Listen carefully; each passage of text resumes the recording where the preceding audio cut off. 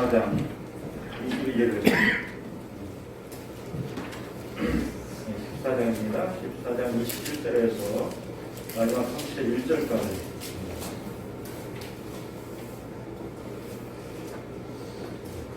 요한복음 14장 27절에서 마지막 31절까지 오늘은 박서연 자매가 나와서 마지막 오늘 김예원 자매가 나와서 보여주시겠습니다.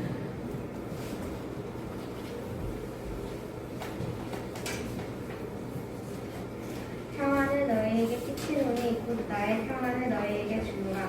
내가 너희에게 주는 것은 세상이 주는 것과 같지 아니하니라.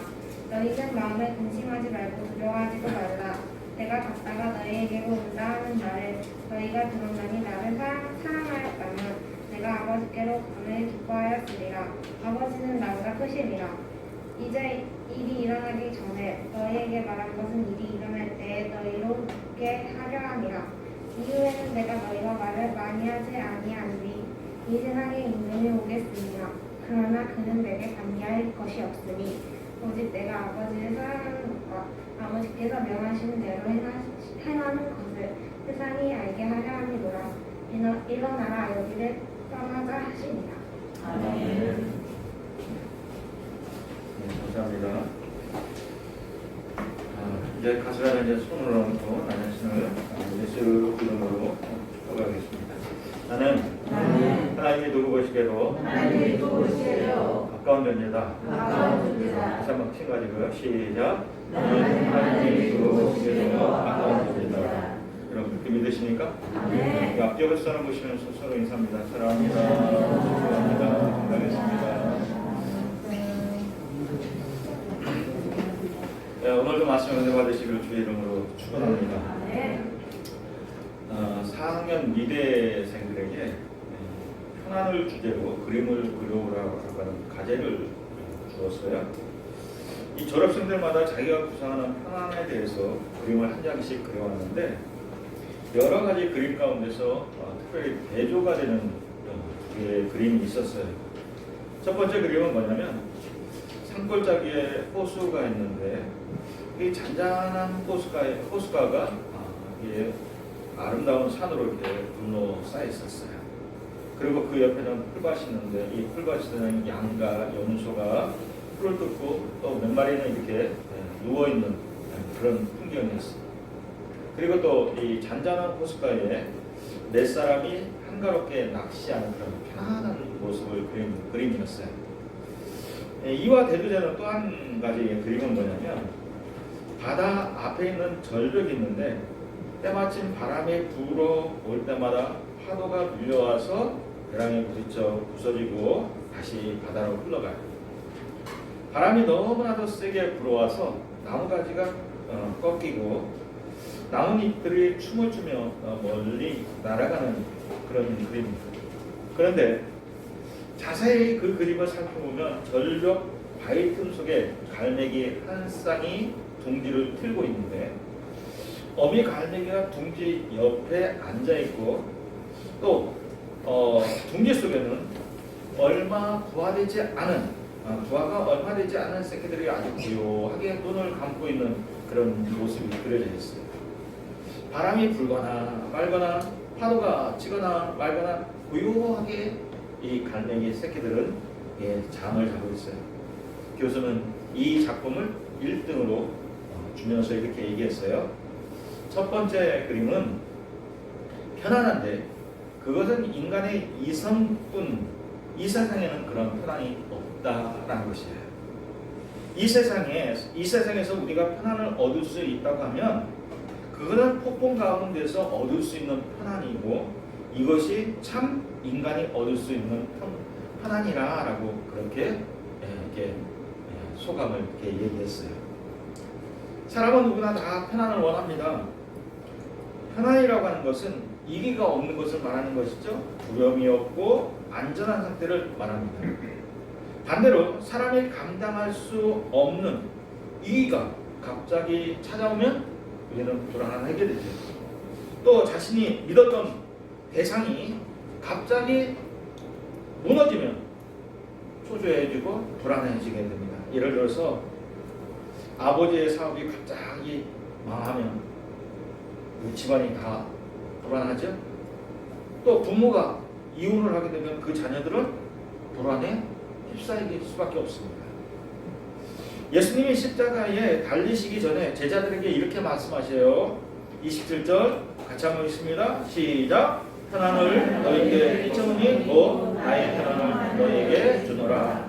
내가 너희에게 주는 것은 세상이 주는 것과 같이 아니하니라. 너희는 마음에 근심하지도 말고 두려워하지도 말라. 아멘. 예수님께서 제자들에게 편안을 너희에게 끼치노라. 곧 나의 편안을 너희에게 주노라 라고 말씀하셨어요. 지금 제자들의 심정은 예수님이 죽는다라고 하는 이 말로 인해서 큰 불안 가운데 있습니다. 지금까지 제자들은 모든 것을 다 버리고 주님 한 분만 바라보고 쫓아갔어요. 근데 그런 주님이 죽으신다니까 제자들 마음이 얼마나 불안합니까? 예수님이 제자들에게는 눈에 보이지 않는 하나님이셨고, 그렇죠? 살아가는 삶의 목적이었어요. 존재였어요. 그런데 그러한 예수님이 오늘 밤에 제자들 곁을 떠나간다라고 말씀하신 거예요. 오늘 밤이 지나면 죽으신다라고 말씀하신 거예요. 얼마나 불안해요? 얼마나 두렵습니까? 그렇게 되면 그들이 믿고 따랐던 믿음이 대상이 없어지는 겁니다. 그러면 지금까지 제자들이 믿었던 것이 무엇이 되고 또 앞으로는 무엇을 붙잡고 살아야 되는지 절망합니다. 절망. 어떻게 해야 될까? 이 신앙이 없는 이 사람들은 믿음이 아닌 신념을 가지고 살아요. 예수 안 믿는 사람은 믿음 대신에 자기 신념을 갖고 사는 거예요. 어떤 신념입니까? 대부분 부자가 되겠다는 신념. 또 나는 어떤 대통령이 되겠다, 장관이 되겠다, 아니면 부서의 장이 되겠다라고 하는 신념을 갖고 살게 돼요. 그런데 어느 날 갑자기 자신의 신념이 무너지게 되면 사람은 당황할 수밖에 없어요. 앞으로 무엇을 붙들고 살아야 될지 절망 가운데 빠지게 되는 거예요. 더 깊이 빠진 사람은 정신적인 공황장애에 빠지게 돼요. 지금 제자들은 아마 정신적으로 공황장애에 빠졌을지도 모르겠어요. 앞으로 어떻게 해야 될지 생각이 떠오르지 않습니다. 백지 상태가 됐어요. 그러한 제자들에게 주님이 뭐라 하냐? 내가 내 편안을 너에게 주노라. 내 편안을 끼치노라 라고 말씀하시네요. 예수님이 주시는 편안은 우리가 세상에서 경험하는 편안과 다르다라고 말씀하십니다. 세상이 주는 편안은 어떤 편안입니까? 세상이 주는 편안은 아무런 일이 없는 편안이에요. 집 걱정도 없고 돈 걱정도 없고 먹을 걱정도 없고 스트레스 받을 일도 없는 그런 편안이 세상적인 편안이에요. 혹시 무슨 일이 있어도 모르면 되는 편안이에요. 그냥 어떤 내 옆에 내 가족이 어떤 일이 있어도 내 혼자 어떤 일을 당해도 그냥 모르면 되는 편안이에요. 이게 세상적인 편안이에요. 그럼 우리 그런 말이 있죠. 집에 큰일이 생기는데 때마침 자신은 다른 곳에 있어서 아무것도 모르고 집에 돌아왔어요. 그래서 집에 태평하게 돌아오는 자녀를 향해서 뭐라 하냐? 너는 천하태평이구나. 그렇게 얘기해요. 아무 일이 없고 나만 모르면 되는 편안. 이것이 세상이 주는 편안입니다. 그러나 주님이 주시는 편안은 그런 편안이 아니라 전혀 다른 편안을 얘기합니다. 폭풍 중에 편안을 얘기하십니다.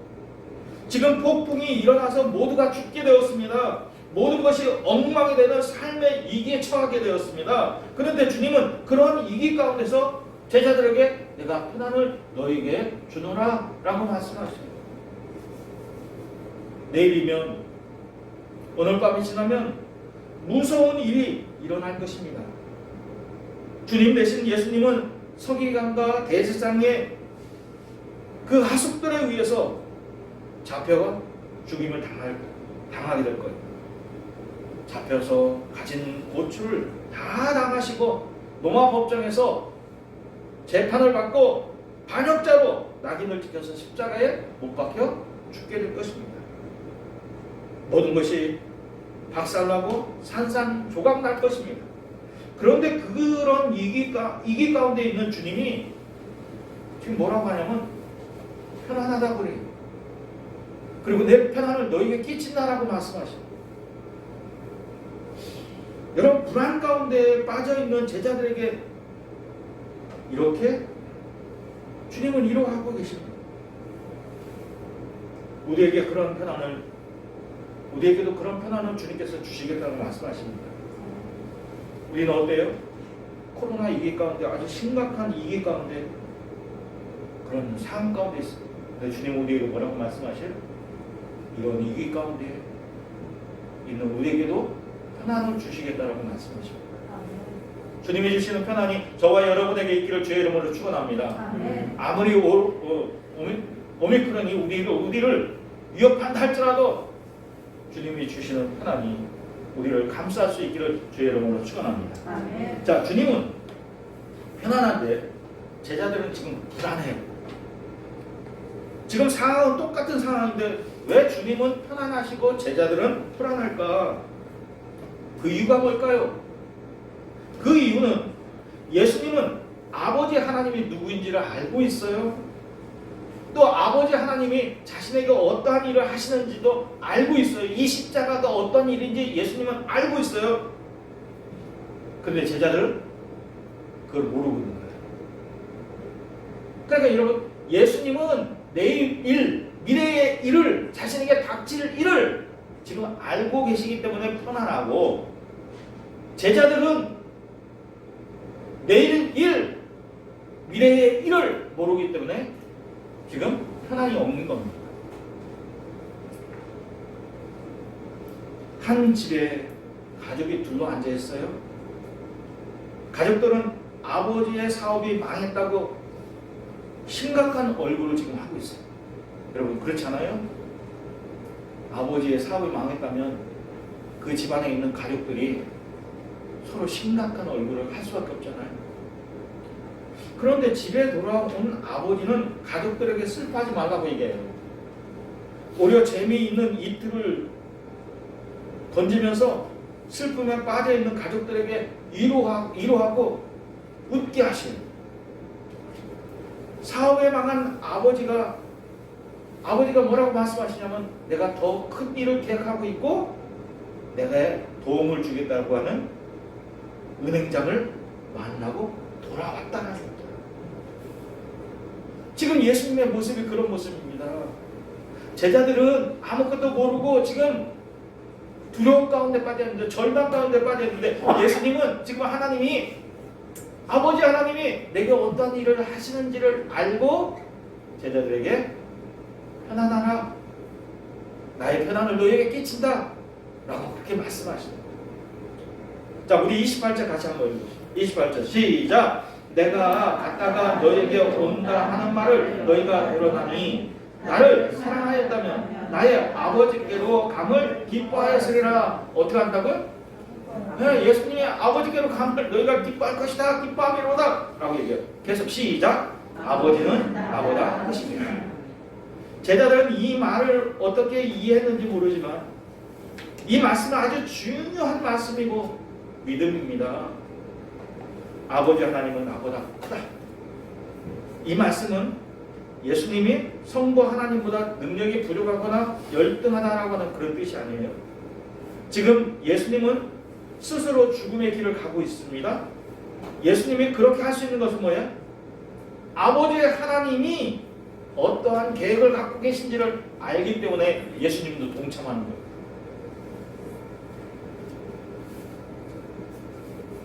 아들을 희생해서, 아들을 죽여서 온 인류를 구원하려고 하는 아버지 하나님의 뜻을 알고 계시기 때문에 예수님은 기꺼이 자신을 희생해서 십자가에 내놓으심으로 인해서 전 인류를 구원하는 이 일에 함께 하시는 것입니다.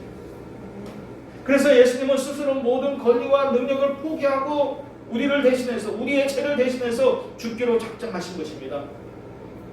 그래서 예수님에게는 지금 제자들과 같은 두려움이 없어요.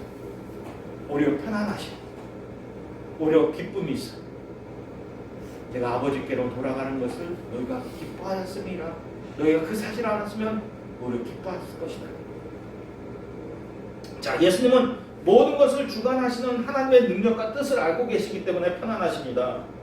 모든 것을 맡기고 편안함으로 죽음을 맞을 수 있는 것은 아버지 하나님의 생각을 아시기 때문에, 그 뜻을 알고 계시기 때문에 편안하신 거예요. 예수님에게는 이러한 믿음이 있었기 때문에, 장래에 대한 확신이 있었기 때문에, 끝으로 제자들에게는 불안할 수밖에 없는 상황 속에서도 예수님은 편안을 갖고 계십니다. 30절 볼까요? 30절 다시 시작. 이 후에는 내가 너희와 말을 더하니 하지 아니하리니 이 세상 임금이 오겠음이라. 그러나 그는 내게 간계할 것이 없어. 자, 이제는 예수님이 제자들에게 많은 말씀을 나눌 시간이 없어요. 죽으면 그럴 시간이 없겠죠? 얼마 있으면 이제 세상 임금이 그 하스들을 통해서 예수님을 잡으러 올 것이라는 것이죠. 예수님을 잡으러 온 이들이 누구예요? 대제사장들의 하수들이에요. 그 집 안에 있는 일꾼들이에요. 종들이에요. 이들이 강도를 잡는 것처럼 몽둥이나 또 칼을 가지고 예수님을 잡으러 왔습니다. 그런데 예수님은 오늘 말씀에서 뭐라면, 그들의 예수님을 실제적으로 잡는 이들은 대제사장의 하수들이 아니라 세상 임금이라는 거예요. 세상 임금. 여러분, 세상 임금이 누구예요? 세상 임금이 누구예요? 예수님이 말씀하신 이 세상의 임금이 누구예요? 공중의 권세 잡은 자, 세상의 임금은 사단 마귀입니다. 사단 마귀가 대제사장과 그 하스도를 통해서 예수님을 잡아 죽이려고 하지만, 그러나 이 세상 임금은 그는 내게 간계할 것이 없다라고 얘기해요. 무슨 얘기예요? 세상 임금들이 예수님을 잡아가는데 예수님은 뭐라고 하시냐면 그들이 나에게 간계할 것이 없다라고 말씀하셔요. 이 말씀은 뭐냐면 사실은 저들이 한 일이지만 저들이 하는 일이 아니라는 거예요. 하나님의 뜻에 의해서 지금 예수님은 잡혀가고 있고 십자가에 죽음을 당하게 된다는 거예요. 그러니까 여러분, 사람이 살고 죽는 일은 하나님의 뜻, 예? 하나님의 뜻에 달려있다는 거예요. 결국 사탄도 하나님의 능력의 권세 아래 존재한다는 것입니다. 사단이 고도의 전략으로 예수님을 잡아 죽이려고 해요. 그래서 가룟 유다를, 예수님의 제자인 가룟 유다에게 마음에 들어가서 예수님을 팔게 하는 거예요. 그래서 예수님이 잡혀 죽이게 하는 거예요. 아주 고도의 전략을 써서 예수님을 잡아 죽이려고 하는 계획을 세웠습니다. 그런데 그 일까지 하나님의 능력 아래 이루어진 일이라는 것이에요.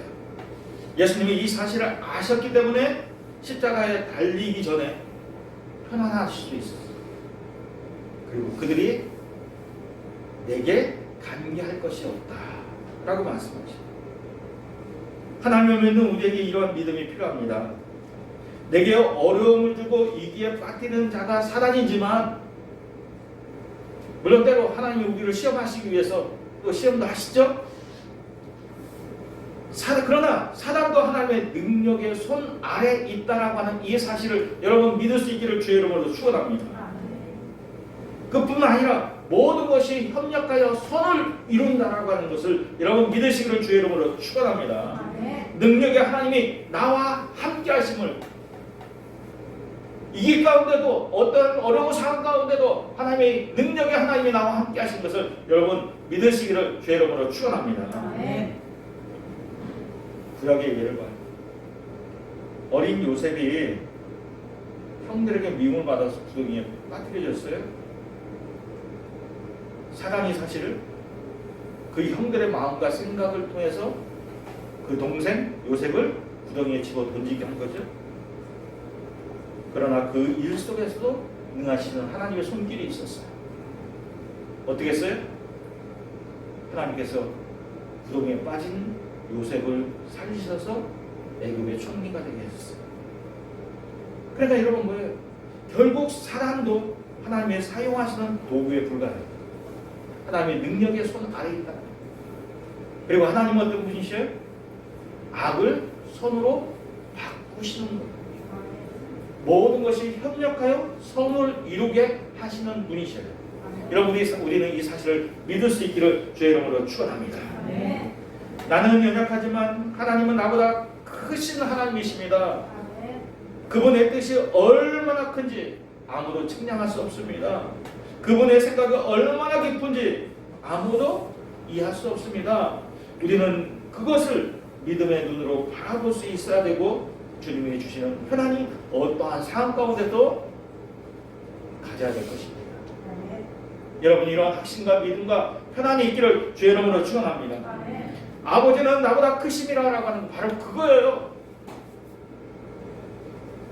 예수님이 이 말씀이 얼마나 하심에 차 있습니까? 이 말씀은 내 생각 그 이상이다.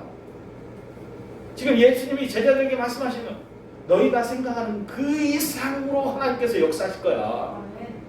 내가 지금 잡혀 죽어가지만 너희가 생각하지 못했던 것 그 이상으로 하나님이 역사하실 거야. 너희는 지금 절망에 빠져 있지만 두려움이 있지만 그런데 이거는 놀라운 일이야. 놀라운 일로 바뀔 거야. 지금 예수님 말씀 그런 의미가 포함되어 있어요.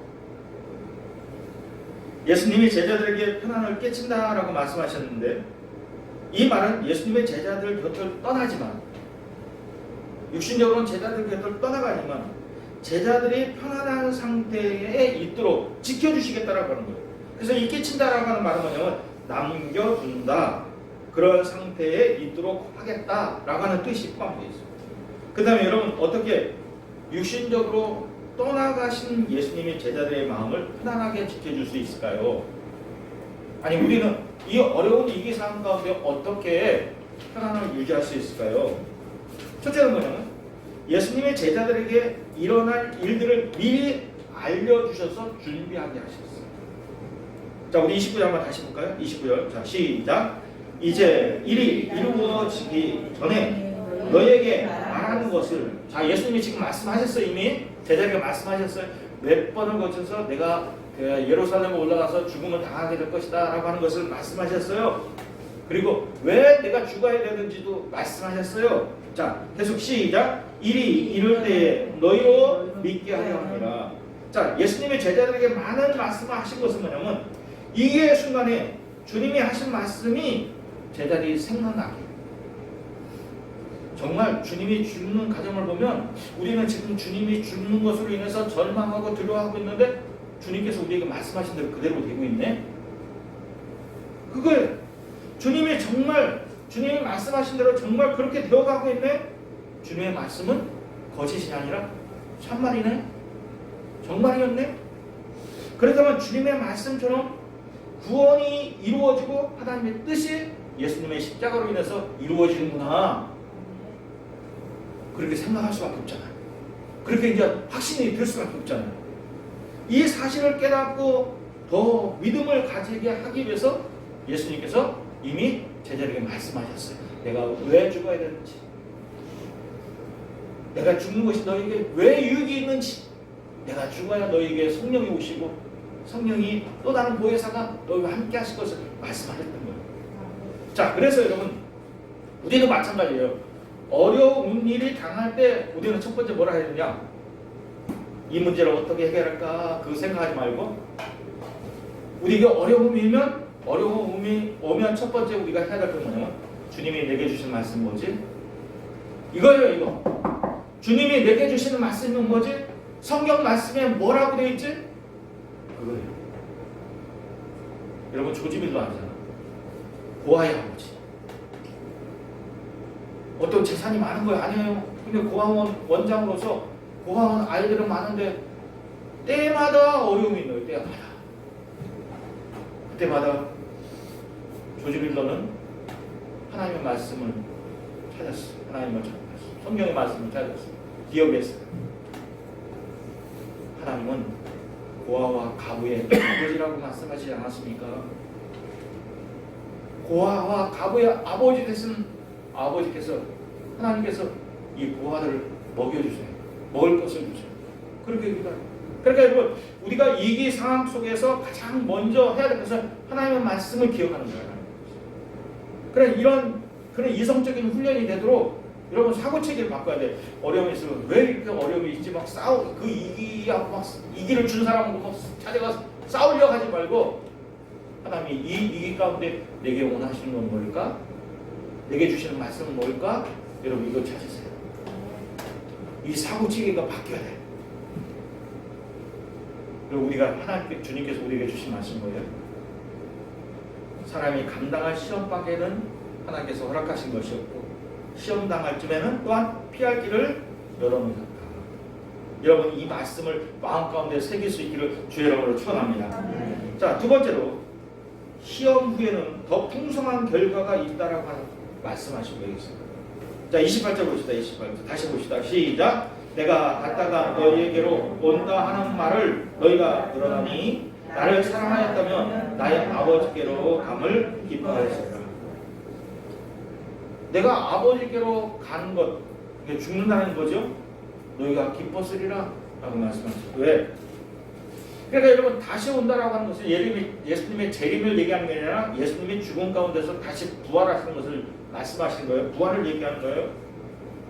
부활하신 주님이 그들 앞에 다시 나타나실 것을 약속하신 거예요. 예수님은 죽으시고 정말 사흘 만에 살아나셨어요. 두려움 가운데 있는 제자들 앞에 또 모든 것을 포기하고 절망하고 있는 제자들 가운데 주님께서 다시 나타나셨어요. 여러분 생각해 보세요. 예수님이 죽으셨다라고 절망하고 모든 것을 내려놓는데 그런데 예수님이 부활하셔서 다시 살아나셔서 제자들 앞에 왔을 때 제자들 얼마나 큰 소망이 있고 큰 기쁨이 있고 그랬을까? 부활하신 주님의 모습은 근데 그 이전의 모습과는 달랐어요. 분명히 손에 못자국이 있었고 옆구리에 가슴에 창에 찔린 자국이 있었어요. 부활하신 주님은 그런데 온 세상의 심판주로서 또 교회의 머리로서 서 계신 거예요. 십자가의 고난을 통해서 주님에게는 말할 수 없는 엄청난 영광과 권위를 가지시게 되었어요. 자, 우리 한번 빌립보서 볼까요? 빌립보서 2장 8절에서 9절 예수님에 대해서 이렇게 얘기합니다. 사람이 모습으로 나타났음에 자기를 낮추시고 죽기까지 행하셨으니 곧 십자가에 죽으심이라. 이러므로 결과를 얘기하는 거죠. 네, 결과를 얘기하는 거예요. 결과적으로 하나님이 그를 예수님을 지극히 높여 모든 이름 위에 뛰어난 이름을 주사 하늘에 있는 자들과 땅에 있는 자들과 땅 아래에 있는 자들로 모든 무릎을 예수의 이름에 꿇게 하시고 모든 입으로 예수 그리스도를 주라 시하여 하나님 아버지께 영광을 돌리게 하셨느니라. 예수님이 십자가에 죽기 전과 죽은 후 같을 수가 없죠. 주님이 십자가에 죽으신 후에 너무나도 영광스러운 지위와 권세와 능력을 얻으셨다는 것. 주님이 받으신 영광을 이제 우리에게도 주려 한다는 것이에요. 십자가를 바라보고 십자가를 통과하는 성도들에게는 주님이 부활하신 주님이 얻었던 그 영광을 우리에게도 주려 한다는 것이에요. 더 큰 영광과 축복이 있는 것을 여러분 이 사실이 있는 것을 믿으시기를 주의 이름으로 축원합니다. 네. 우리 고난하면 누구 생각나죠? 욥 생각. 얼마나 많은 고난을 받았어. 그러나 여러분 고난받은 욥에게 그 고난 이후에는 더 큰 축복이 있었어요. 배가 되는 더 큰 축복이 있었어요. 예수님의 죽으심도 마찬가지. 예수님이 죽으시고 죽으신 이후의 부활에는 같을 수가 없었어요. 더 큰 영광이 예수님에게 있었고 더 큰 권세와 능력이 예수님에게 있었어요. 이제 십자가를 바라보고 십자가를 통과하는 우리에게도 예수님이 더 큰 권세와 축복과 영광이 우리에게 주시겠다라고 말씀하십니다. 이러한 은혜가 있기를 주의 이름으로 축원합니다. 자, 세 번째, 결코 주님이 약하지 않다라고 하는 확신을 주시려는 거예요. 자, 31절 보십시다. 31절 같이 읽을까요? 자, 시작. 오직 내가 아버지를 사랑하는 것과 아버지의 명령하신 대로 행하는 것을 이 세상이 알게 하려 함이로다. 일어나라 여기를 떠나자 하시니라. 여러분 이 말씀 잘 보세요. 예수님이 십자가에서 죽으신 것은 예수님이 사단의 능력보다 못해서가 아닙니다. 예수님이 십자가에 죽으신 것은 예수님이 하나님을 너무나도 사랑해서, 그리고 예수님이 우리를 너무나도 사랑해서, 우리를 사랑하기 때문에, 하나님을 사랑하기 때문에 하나님의 뜻에 순종하시기 위해서 십자가에 죽으신 거예요. 능력이 사단보다 못해서 죽으신 게 아니라 하나님을 너무나 사랑해서, 우리를 너무나 사랑해서 십자가에 죽으신 거예요. 십자가에 달리신 예수님의 모습이 사람의 눈에는 연약하고 무기력하게 보였습니다. 그러나 주님은 결코 약하지 않습니다. 여러분 사랑의 힘이 얼마나 크고 강한지요. 사랑의 힘은 어떠한 말씀에도 순종하는 능력이 있어요. 죽음도 감당할 수 있는 힘이 있어요. 뭐예요? 사랑하는 힘이. 사랑하는 힘에 죽음도 감당할 수 있는 힘이 있어요. 그래서 예수님은 바로 하나님을 사랑하기 때문에, 우리를 사랑하기 때문에 십자가에 죽으셨다. 그걸 죽을 수 있다는 거예요. 자, 주님이 함께 하시는 우리의 모습이 그렇습니다. 세상 사람들 우리가 볼 때는 참 어리숙하고 융통성이 없는 사람처럼 보여요. 어떨 때는 이게 세상 사람을 볼 때는 융통성이 없으니까 답답해 보일 수도 있어요. 그러나 그 모습이 약한 것이 아닙니다. 우리가 주님을 사랑하면 그 사랑의 힘에는 죽을 힘도 늘 있다는 것입니다. 어떠한 말씀도 순종할 수 있는 힘이 있다는 거예요. 여러분, 그러니까 사랑과 순종은, 오늘 말씀 묵상합니다. 사랑과 순종은 동일해요. 내가 주님을 사랑하는 것만큼 주님의 말씀을 지킬 수 있다는 거예요. 여러분, 이러한 능력이 저와 여러분에게 있기를 주의 이름으로 축원합니다. 아멘. 주님이 잡혀가셨을 때 그 모습이 얼마나 위험 있고 당당한지 몰라요. 주님을 잡으러 온 이들이 그 위험 앞에서 다 땅에 엎드려졌어요. 자, 이 대대상의 하숙들이 예수님을 잡으러 왔죠. 몽둥이와 칼을 가지고 나왔습니다. 저들이 와서 예수님과 제자들 우리에게 얘기해요. 예수가 누구냐? 그럴 때 예수님이 얘기합니다. 너희가 잡으러 옵니다. 잡으러 온 이는 내니라, 나다! 라고 말씀하시고, 그리고 잡으러 왔던 이들이 깜짝 놀라서 뒤로 나자빠져요. 무릎을 꿇었다는 거예요. 자, 근데 여러분 또 놀라운 것은 뭔지 알아요? 그 후에 주님은 잡혀가셨지만 주님을 따랐던, 주님과 함께 했던 제자들은 한 사람도 잡혀간 사람이 없다는 거예요. 왜 그렇게 하셨어요? 예수님이 잡히시기 전에 제자들에게 말씀하셨어요. 뭐라고? 내게 속한 자 중에 하나도 잃지 않을 것이다. 예수님이 말씀하셨어요. 내게 속한 자, 나와 함께하고 있는 자 한 사람도 잃어버리지 않을 것이다 라고 말씀하셨어요. 그 약속 때문에 예수님은 잡혀갔지만 예수님의 제자 가운데 그 누구도 한 사람도 잡혀가지 않았어요. 자, 하나님은 우리의 약함을 강하게 하시는 분입니다. 우리의 강함을 도리어 깨트려 버리시는 분이 하나님이셔요. 하나님 앞에 그래서 내가 나의 부족함을 내어놓으면 하나님은 그 부족한 것을 붙들어서 강하게 쓰시는 거예요. 그러니까 여러분, 십자가가 너무나 연약해 보이고 무기력해 보이지만 오히려 이 십자가가 모든 인류를 구원하는 큰 능력의 힘이 있는 거예요. 우리 역시도 마찬가지입니다. 나의 강한 것을 주님 십자가 앞에 내어놓고 못 박아야 돼. 나의 부족한 것을 주님 앞에 내어놓고, 그럴 때 주님께서는 나의 연약한 것, 나의 부족한 것을 들어서 강하게 쓰시는 겁니다. 오늘 주님은 우리에게 편안을 주시겠다라고 말씀하십니다. 내 편안은 너에게 끼치겠다라고 말씀하십니다. 이 편안은 세상에 알 수 없고 세상에 줄 수 없는 편안입니다. 아무 일이 일어나지 않는 그런 편안이 아니라 오히려 많은 사건들 속에서, 많은 어려움 속에서, 많은 위기 속에서 주님이 주시는 편안이라고 말씀하십니다. 이 편안을 어떻게 누릴 수 있습니까? 능력에 하나님이 나와 함께 한다는 것을 믿음으로 우리는 이룰 수 있습니다. 두 번째, 십자가의 고난 뒤에는 더 풍성한 결과가 있음을 믿음으로 인해서 우리가 편안을 누릴 수가 있습니다. 세 번째, 예수님의 하나님을 너무나도 사랑하신 것처럼 고난에 순종하는 것은 하나님을 더 큰 사랑을 힘입는 것이다. 고난에 대해 찾아온 것은 하나님이 나를 외면한 것이 아니라 우리 이 고난을 통해서 하나님의 사랑을 더 큰 사랑을 체험하기 위한 것이다라고 하는 확신이 있을 때, 이 믿음이 있을 때 우리에게 오히려 고난이 편안인 거죠. 내 마음속에 불안의 폭풍이 밀려올 때 그대로 내버려 두지 말고 모든 안타나를 주님께 맞춰서 주님이 내게 주시는 말씀을 의지하고 믿고 불안하지 마시기를 주의 이름으로 축원합니다. 그러면 모든 것이 그 믿음대로 될 것입니다.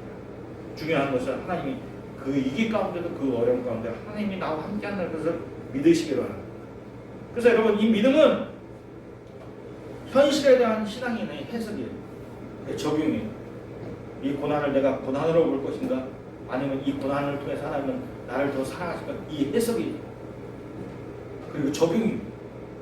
그리고 반드시 내 믿음대로 된다는 것입니다. 이러한 믿음과 편안히 있기를 주의 이름으로 축원합니다.